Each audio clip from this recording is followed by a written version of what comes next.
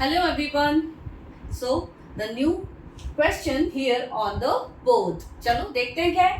So a particle moves 3 meter north, then 4 meter east and finally 6 meter south. तो हमें directions पता है ना कैसे हम बनाते हैं. तो अगर मैंने ईस्ट ऐसे बनाया तो वेस्ट ऑपोजिट होगा, north will be on the left and south will on the right. चलो भाई, सो 3 किलोमीटर नॉर्थ में चलते हैं, 3 किलोमीटर अप्रॉक्स. उसके बाद ईस्टवर्ड 4 किलोमीटर लगभग 1 2 3 मैंने यहाँ पे कुछ मार्किंग की हुई है. 4 किलोमीटर जाएंगे और 4 किलोमीटर हम पहुंच चुके हैं. ये हमारा 4 किलोमीटर है. दिस वॉज 3 इट्स मीटर ना, हाँ it's metre and 4 metre. After that particle is moving 6 metre south. 6 metre south के लिए हम साउथवर्ड जाएंगे बच्चों. This is the south direction, downward. Okay, so 6 metre जाएंगे. 3 तो ये पहले ही है ना, तो हमें 3 और चलना होगा लगभग यहां तक. आ गए हम साउथ में. अब calculate the distance and displacement. चलो डिस्टेंस निकाल लेते हैं. डिस्टेंस तो आई होप कि आप सभी निकाल लोगे, क्योंकि डिस्टेंस निकालना यहाँ पे बहुत इजी है. Distance equal to total path length. तो टोटल पाथ लेंथ में हम इसको O मान लेते हैं, इसको हम A मान लेते हैं, B C D.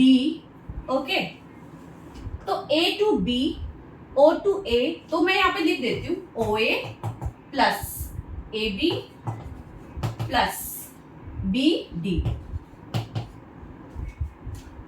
ओके, चलो कितना चले, 3 metre 4 metre plus 6 metre. Add कर लेते हैं 13 metre. This is the answer. So हमने यहाँ पे क्या निकाला, distance covered by the object. तो यहाँ पे जो पार्टिकल है, जो उसने जितना भी ट्रेवल किया, हमने सिंपल उनको ऐड कर लिया लेंथ को, और हमने उसको आंसर बता दिया कि भाई आपने इतना चला. अब निकालना है हमको दूसरा हमारा important term, that is displacement.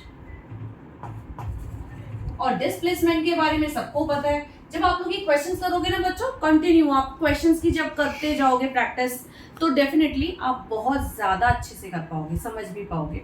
तो प्रैक्टिस, मैथ्स में प्रैक्टिस बहुत ज्यादा जरूरी होती है, तो आप प्रैक्टिस जरूर करिएगा.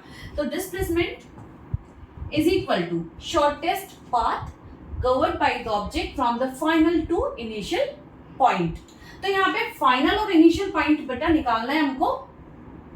तो हमें डिस्प्लेसमेंट निकालना होगा A से लेके D तक. ये इनिशियल O पे था ना, O से, तो हमें यहाँ से निकालना होगा डिस्प्लेसमेंट. ठीक है ना. तो O से लेके D तक, मतलब स्टार्ट कहाँ से किया है पार्टिकल ने, O से. O is the initial point. चलो, is equal to OD.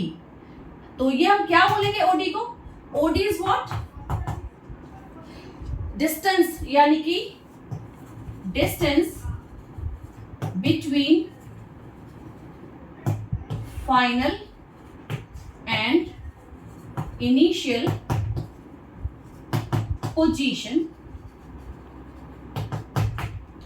Okay, चलो भाई, यहाँ पे हमें डिस्प्लेसमेंट निकालना तो हम तो डिस्प्लेसमेंट को OD मान रहे हैं यहाँ पे, और लिख रहे हैं इज इक्वल टू. OD को निकालने के लिए बेटा हमें एक बहुत इंपॉर्टेंट टर्म यूज करना पड़ेगा, और वो है हमारा पाइथागोरस थ्योरम. तो ये हमारा कितना था, OC कितना था, OC हमारा है यहाँ पे 4 मीटर, राइट. और CD निकालने के लिए हमको पता है कि BD इज इक्वल टू 6. कितना था, 6. यहां से लेके यहां तक का 6. BC is equal to 3. ये हमारा 3 था, यहां से लेके यहां तक का डिस्टेंस.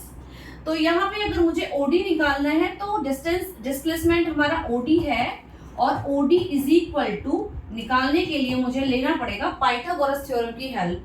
तो OD square is equal to OC square plus CD square. मुझे लगता है आपको पाइथागोरस थ्योरम तो सबको ही आता होगा, तो मैं उतना ज्यादा एक्सप्लेन नहीं कर रही हूँ.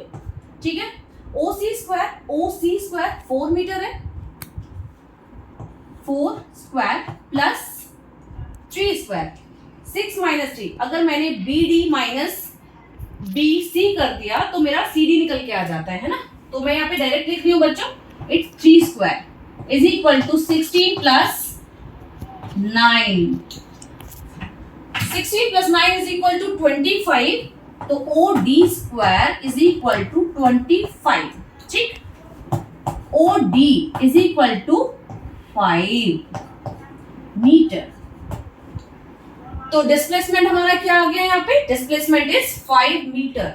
और वो हमने किसकी हेल्प से निकाला, हमें इतना पता है कि भाई हमें तो इनिशियल और फाइनल पॉइंट के बीच का एक स्ट्रेट लाइन ड्रॉ करना है और हमको निकाल देना है। ये तो बहुत ईजी है निकालना। तो एक बार आप इसको रिकैप कर सकते हो, देख सकते हो, और नहीं तो आप इस वीडियो को पॉज करके देख पाओगे कि कहाँ पे क्या चीजें पूछी गई हैं।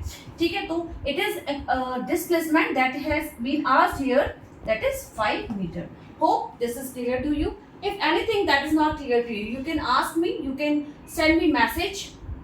और अगर आपको लगता है कि आपको मेरा मैथड समझ में आता है, comment, like, subscribe the channel. Thank you.